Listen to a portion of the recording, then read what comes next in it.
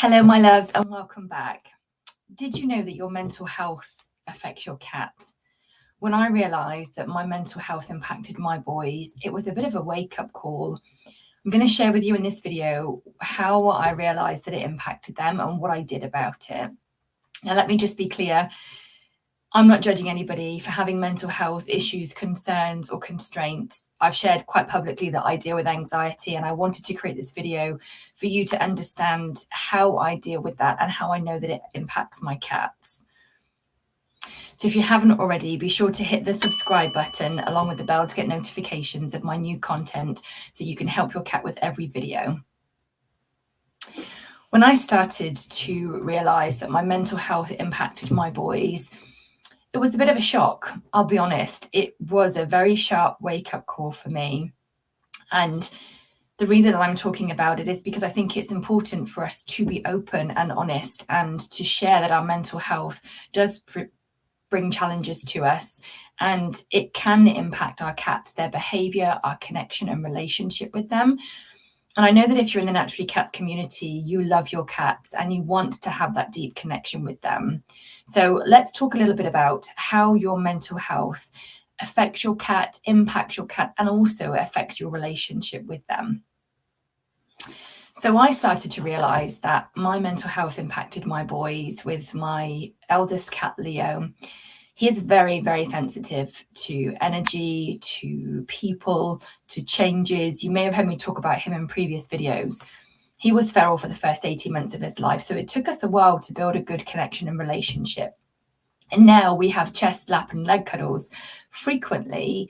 However, when I am in a space of anxiety, when I am kind of going into that kind of dark, as I call it, chasm of doom, our relationship really shifts. And I noticed that when my thoughts started to become those tumbleweeds that just grew and grew, and my anxiety would overwhelm me, my anxiety would take priority, and my anxiety would overcome everything, my day-to-day, my capacity to manage things.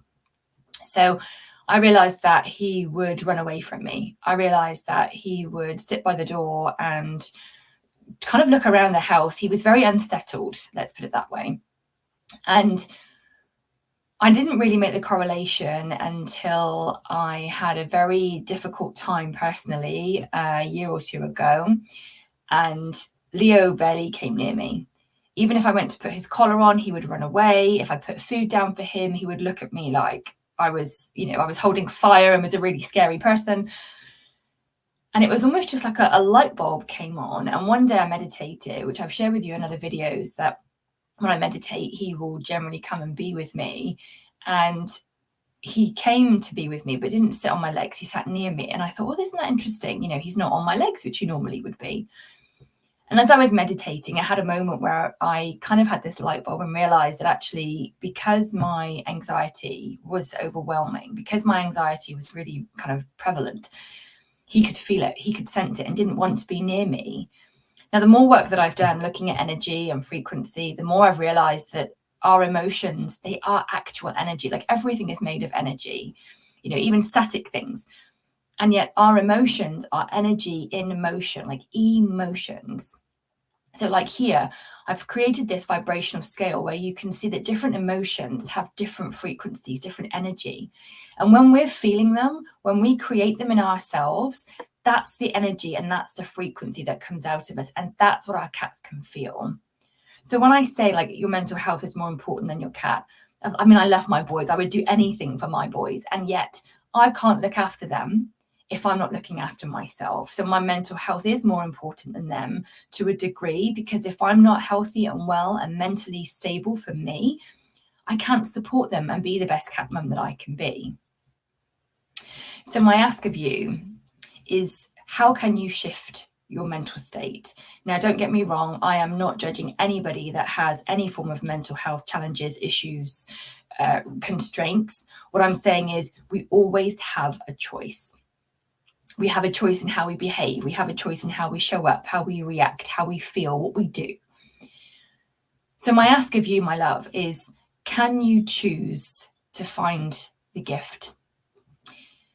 what I do when I'm starting to feel anxious is I use so many of the tools that we have in the Soul Led Guardian program, but I also start to find wins.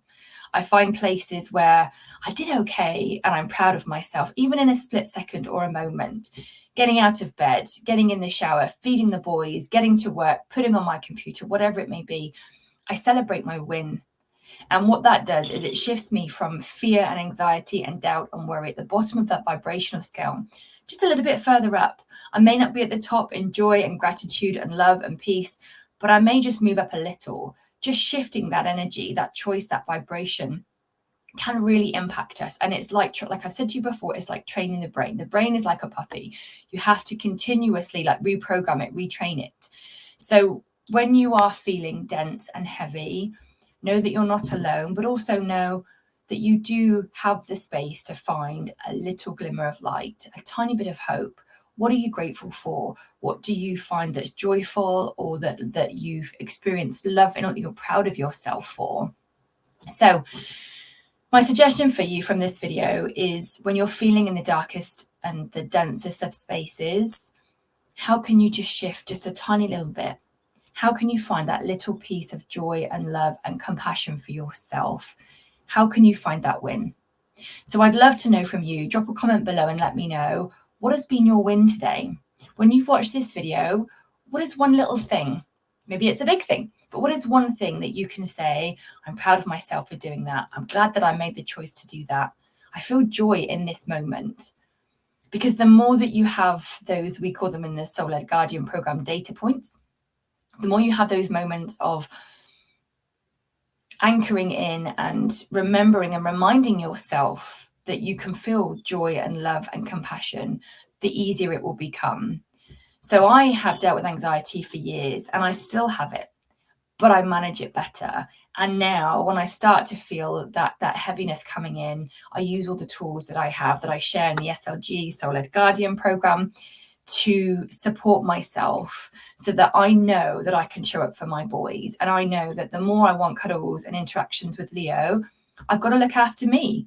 I've got to support my mental health. I've got to make the time to meditate. I've got to find the space to journal, because once I shift my anxiety and come up from that dense, heavy space, up the vibrational scale, I know that's where he'll meet me. And I know that yours can too. So like I said, just take a moment to find a little bit of something that you're grateful for, proud of. Find yourself a space or spot of compassion and self-love. So I hope that you've enjoyed this video. And like I said, I would do anything for my boys. I really would. And yet I have come to realize that as much as I would put them first a lot of the time, actually, I have to manage my mental health. I have to manage myself, because if I'm not healthy and well, I can't support them. I can't show up for them. I can't give them the love that they deserve or the things that they need. So I hope this video has helped you. I hope it's helped you realize that even when things are heavy, you can find a spot, a space, a little tiny glimmer of light. And the more that you do that, the easier it will become to support yourself. Like I said, if you are struggling or have any mental health constraints, challenges, issues, my heart goes out to you, and I send you love, and I send you light, and I send you a little sparkle of hope that you can realize that you are worthy and worth putting yourself first. So if you'd like to come and join us for the Soul Led Guardian program, as I've said, I've mentioned a couple of things in this video that we use there. I help anxious cat guardians who have anxious cats. Why? Because that's who I am. I'm an anxious person. I manage it a lot better these days using the tools that I've talked about in the Soul Led Guardian program. I have an anxious cat in Leo, and I recognize that in order to support him, to have the intimate, close relationship with him that I want, I've got to work on us both. Not only do the things for him, support him environmentally, nutrition, etc., but I also need to show love to myself so that he can then show love to me. So if you'd like to come and join me for the Soul Led Guardian program, I only work with empaths and sensitive people. I'll pop a link below this video so you can check out the information for the Soul Led Guardian program. And it's an application only program. I know I can't help everyone and it's not for everyone, but if it sounds like this is something that you're interested in, or your intuition has given you a little nudge to say, like, give it a go, find out more, book a call with me. I'd love to spend some time with you and connect with you. And don't forget, if you haven't already, be sure to subscribe to the Naturally Cats channel turn on your notifications so you don't miss any content and you can help your cat with every video. Thank you for watching, and I'll see you next time.